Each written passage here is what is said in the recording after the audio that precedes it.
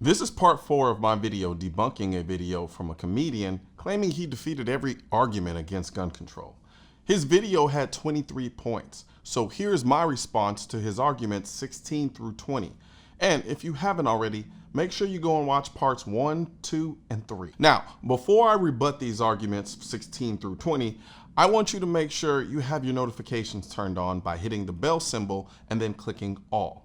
Now you'll be notified when I release part 5. Number 16. But what about this completely untrue thing that I made up or repeated without fact-checking? The amount of lies that are used to distract from the gun control debate is staggering. I get dozens of them on each of my posts. For instance, this gem. It's illegal to own an airsoft gun in Canada. Weird, because it's not. It took me 11 seconds of Googling to find out that that's not even close to true. There's a new bill that is currently being debated, not yet passed, that would ban some types of airsoft guns. Specifically, ones that are designed to look and operate like conventionally regulated firearms. And that is simply not the same thing as all the ones that already exist being banned. That's like saying that because Canada is currently debating whether or not it's legal to own a lion as a house pet, you suddenly can't have cats. Oh. This video did not age well, because a year after this video was made, Canada did this. Today, our national freeze on handguns is coming into force. From today forward, it is no longer legal to buy, sell, or transfer a handgun in Canada. And then they did this. Today we're moving forward with a ban on military-style assault weapons. So actually, the commentator was correct.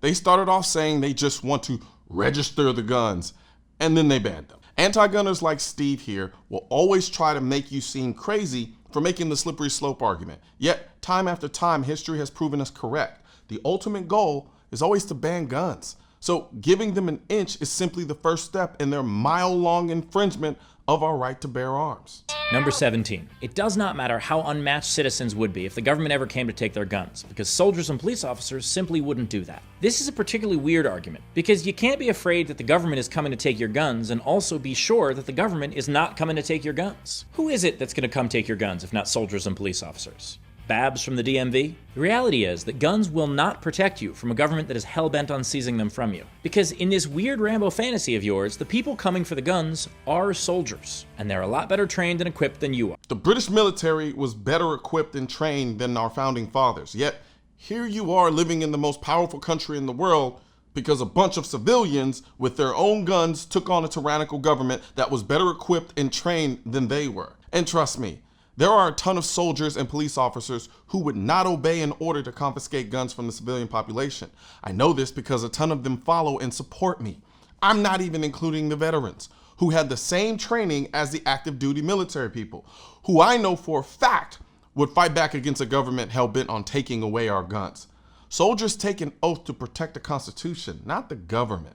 The government will always have some lackeys to do their bidding against the American people, but you're brutally naive if you don't believe there are a lot of soldiers who wouldn't follow those orders. Number 18. If the government does come for our guns, we can fight them off. Just look at Vietnam. Do you think that the terrain of Vietnam is similar to the United States? That was a war fought predominantly in jungles, not suburban strip malls. And do you think that technology has not advanced in the last 50 years? Do you think that the gap between what the military has and what civilians have is the same as it was in 1975? And even if it was, do you have any idea how many casualties there were in Vietnam? 3% of North Vietnam died in that war. 3%. That would be about 10 million Americans. Thank you. You just made the argument for why the Second Amendment doesn't mean muskets. If the goal of the Second Amendment is to give the people the power to fight back against a tyrannical government, it would only make sense that the Founding Fathers would want the people to have the same guns as the government who they might have to fight against if it were to become tyrannical. Remember, the Second Amendment didn't list specific guns. It simply said arms. So you better be glad we're arguing about owning AR-15s, because if we were really arguing based on the spirit of the Second Amendment, we should be arguing about us owning machine guns. And I know you don't want to have that conversation. Number 19. We should be focusing on mental health. The premise that these mass shootings are happening because these kids today is preposterous. Columbine was in 1999. 3 of the top 10 worst mass shootings in American history happened over 30 years ago. Hell, one of them happened in 1966. The Camden shootings were in 1945. Mass shootings have been happening in America for as long as there have been guns capable of killing a large amount of people. But I do agree that mental health is a huge issue in America. So those of you against gun control, What is it that you're doing to help? Do you support trained therapists to answer mental health calls instead of police officers? Smaller class sizes? A greater investment in education? Paid leave for parents? Raising the minimum wage? These are all things proven to aid in mental health. But it is rare that the Venn diagram of people who are against gun control intersect with any of these, let alone all of them. If you truly believe that mental health is the problem for all the gun deaths in America, then why aren't you advocating doing anything about it? I sit on the board of an organization called Walk the Talk America, whose entire purpose is to bridge the gap between mental health and responsible firearm ownership. The founder of the organization works in the firearm industry.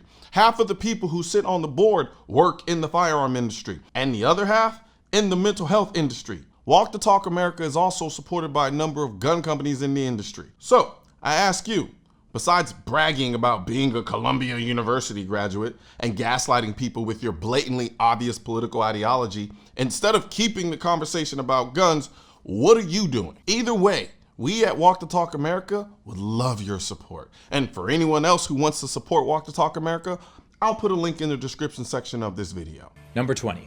There are other things to worry about. Yeah, there sure are, but that is also true for everything in the world. Yes, there are all sorts of other horrors, but this is one that we should have handled decades ago. And if you think that we should only care about the biggest horror in the world, well then you should give a shit about climate change. Okay. So it's becoming more clear that this is devolving into a social justice warrior slam poetry session. If you believe global warming is the biggest horror in the world, where is your defeating every argument against global warming video? I searched your videos and I didn't find it. So clearly you don't give a shit about climate change either. 30 to 40,000 people die every year from gun deaths. That's literally 0.01% of the US population. 67% of those gun deaths are self-deletions, and the vast majority of homicides are drug and gang related. So there are bigger things we should be worried about. Mental health and the neglect of our inner cities, which are largely ran by people who I'm sure you vote for. Yet you dedicated an entire video to gun control, which maybe I could understand if no one was actually using guns to defend themselves, but it's the opposite. The largest and most comprehensive survey of American gun owners ever conducted suggests that they use firearms in self-defense about 1.7 million times a year. So, more people use guns to save lives than they do to take them. Yet, you're dedicating an entire video to push for gun control that would actually get more people killed. Because if those 1.7 million people didn't have guns per your gun control laws, they'd likely not be right here. So, yeah. If you're gonna stand on your soapbox about something, at least let it be something that would actually save lives. Now, I know at this point some of you are wondering, what the hell does my shirt mean? Well, this shirt is part of the If You Know, You Know collection at shop.mrcolionnoir.com. Each letter contains an important quote about the Second Amendment that if you are an ardent 2A supporter, you more than likely know where each quote came from. I love this shirt because it screams, you're a gun person to only the people that know. To everyone else, they'll just have to find out. Or you can let them know, sure call. So, if you're looking for the perfect shirt to signal to other 2A supporters without the normies knowing, the If You Know, You Know collection is for you. So, head over to shop.mrcolionnoir.com and get your shirt, hats, and drinkware today. And don't forget to become a member of the channel. And for those of you who don't know what that is, YouTube membership is basically another way for you to support what we do here for the Second Amendment. There are 3 groups. You have the Pew Pew Life, the Militia, and the Amosexuals. Each group has its own specific perks and benefits.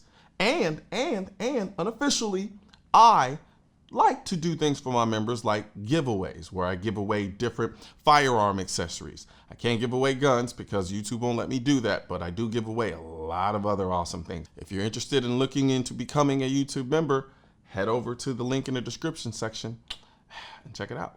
Guns aren't political. That's why I need your help getting this message to spread on YouTube by clicking the thumbs up button, leaving a comment to let me know what you think of the video, then subscribing to the channel. But most importantly, click that bell symbol. For products featured in this video, click the links in the description.